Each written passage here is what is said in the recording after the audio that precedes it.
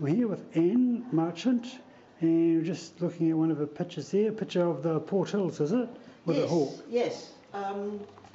Harrier, they're fairly frequently seen in this area. This was actually on the dunes, because I was driving along the road and I suddenly saw this cloud over Castle Rock, and I thought, that's pretty dramatic. So I ran up onto the dunes with a camera, and at that stage there wasn't a harrier. A harrier was several weeks later. I was driving down the road, and roughly at the same place, he was crossing the road looking absolutely magnificent, with the light shining, off the light-coloured ground onto his underside, his pale tummy and lovely russety-coloured chest. And as I say, I love birds, but I'm not good at painting them because they're difficult. Landscape at least stays still. The only thing that goes wrong with the landscape is that the sun or the clouds move and it looks different. But what I do if I do anything is that my skill is to look at a bit of landscape and say, oh, either that's really boring or that's got a little bit of magic. Now, if I can transfer that magic into a painting, it'll be really fun. Yeah. Sometimes it works, sometimes it doesn't. Yeah, I like how your hawk up close is quite gestural, but it's nicely detailed, and it's good contrast against the sky there with those red colours. Yes, well, it's all part of the rich tapestry of nature, isn't it? Yeah, and I see you're working on one over here. Okay, that's about half finished. I'm just trying to block in the dark and the light and the shape of the trees and so on. It was after that big flood last year, and so there were puddles everywhere, which makes it a bit more fun. And I thought those trees were rather good. They'll be a bit better when they're finished, because you can't at the moment quite see what they're doing. But I'm afraid I'm very naughty. I take photos and then I work from the photos, sometimes not slavishly, but you have to be jolly careful when you change something. Do you let the magic slip away when you change it? So I try to be a little bit careful when I copy from photos. The sun was actually going down behind the left-hand tree, so that was the brightest point, and there was this lovely orangey shade in the clouds over the hills and the distant Alps, of course. And the water there in the foreground, you can just almost sort of see the water lapping over the tops of the grass. Well, that's exactly what it was doing. Yeah. Yeah, it's nice and gestural again. And I like the reflection in the I like the reflection of the sky, how it's darker than the...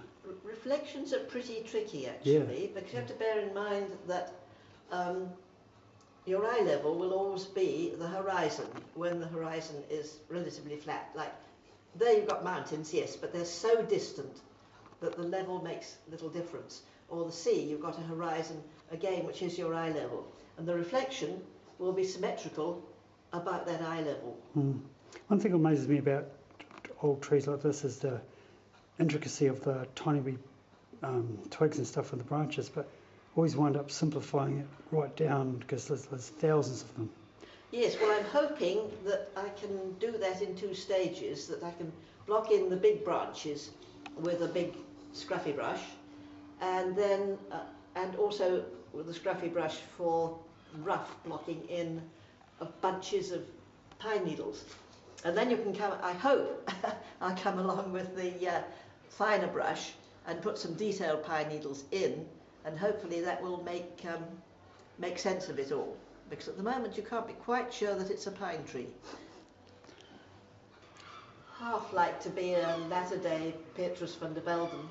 True. You know, the man who went out when it was pouring with rain to do his paintings, when everyone else went out when it was sunny. And then he did these marvellous dramatic waterfalls and raging streams and clouds rushing across the landscape. Yeah. Well, that takes a bit of fortitude to go out in that sort of weather. It's actually only 99% finished. All right. But now this is a naughty thing that I do. I sometimes see effects of light and clouds and things which are unusual and are different. And I think I must paint that because it's unusual and different. But unfortunately, a lot of people come along and they say, oh, it's not really like that. And okay, 99% of the time it's not like that. But what was happening here was that there was cloud coming in from the sea. At least I think it was doing that. And there may have been some coming down too. But it was silhouetting this little headland with this wee stack on the end. Yep. Normally you have to go up onto the Port Hills to see, because it blends so perfectly into the background when seen from the shore here. Yeah, I've seen it do that before. And so that was a bit of fun, seeing that, just seeing that cloud coming in, and it was gone in an instant. It was just like that, and then it was gone. Yeah. And what's the relevance of the text down the bottom? You've got... Well, I felt I had to, I'm thinking of experimenting more with actually writing on paintings, not so much to give them a title, but to give them an explanation. Right. Because, so you're talking about that. yeah, you know, a perfect artist wouldn't need to put an explanation. But what I've written there is the little stack you never see until the cloud comes in. Because that's what it was about. Right. And yet the stack itself is a minute part of the whole picture. Yeah. And it sort of gets slightly swallowed by the sea and the cloud and the seagulls. No, but it's a visual effect that isn't always there, is it? It is, exactly. And then you also notice the stacks of the waves, just a different way of looking at things. Yes. Yes, sometimes the waves actually are really quite interesting along there. Yeah, yeah. Oh, thank you very much.